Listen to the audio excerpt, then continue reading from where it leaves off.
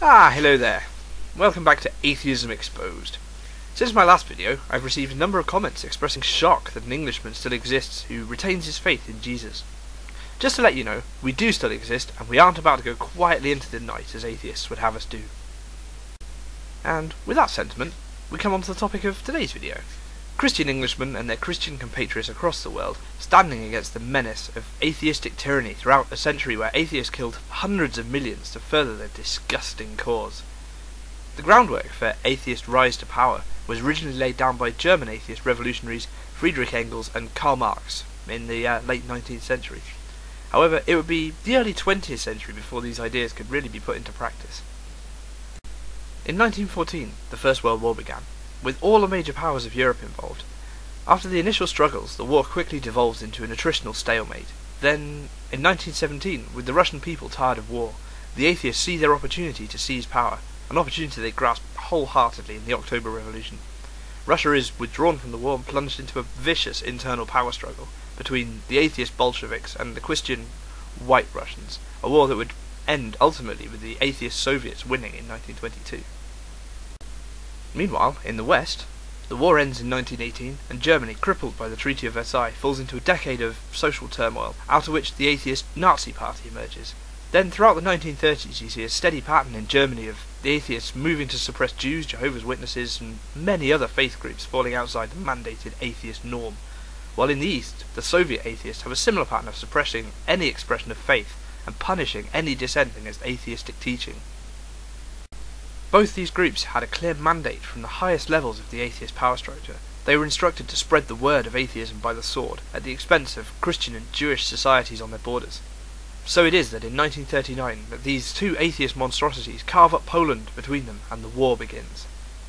Over the following 18 months, the forces of the atheist cult moved to occupy and subjugate Christendom. Western Europe, the Balkans, the Baltic states, Scandinavia fall under the thrall of atheistic brutality. It is at this point that things become interesting. There's clearly a growing tension between the Nazi atheists and the Soviet atheists as to whose totalitarian atheocracy is the ultimate expression of the social order desired by the atheist cult. Ultimately, as is always the case when atheists disagree with each other, war and violence are going to be the resolution. Thus it is that Hitler's territorial ambition turns eastwards towards the atheist Soviet Union, and the great atheist civil war is about to begin. I won't go into great detail about the waging of that war here. Anyone who knows anything about history knows the narrative of the battles of the Eastern Front.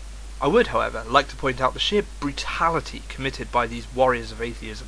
Rape, torture, genocide, and everything we've come to associate with militant atheism today. They're brutally exemplified here.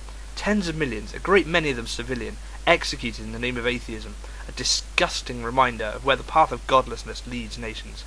Entire towns and villages destroyed, significant portions of the populace of entire nations killed or displaced by the surging tide of atheist cultists. Ultimately, however, the Soviet atheists proved superior to the Nazi atheists, and after the fall of the Axis in 1945, the world is divided between the free Christian West and the vicious atheism of the communist bloc.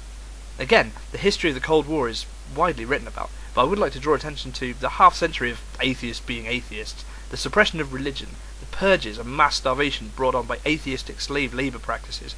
Wherever the atheist sphere of influence was felt, murder, torture and savagery against the religious or any other dissenting voice became commonplace.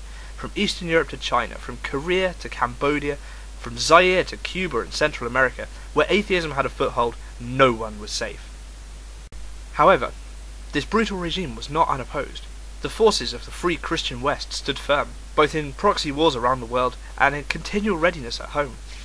This containing action was sufficient, as eventually the repeated repressions and savagery perpetrated by atheism upon the populations under its control led to growing civil unrest, culminating in the fall of the Berlin Wall in Europe and the overall collapse of the Soviet Union in 1991. The Great War of the Atheists had come to an end after 74 years. But the story doesn't end there. What of today? How is atheism still a threat after their long war ended in such a catastrophic defeat? Simply put, the atheist cult knows it no longer has the force of arms behind it, so it changed tack and now exists as a cancer in legislatures and parliaments around the world, trying to weave its lies and blasphemies into as many nations as possible.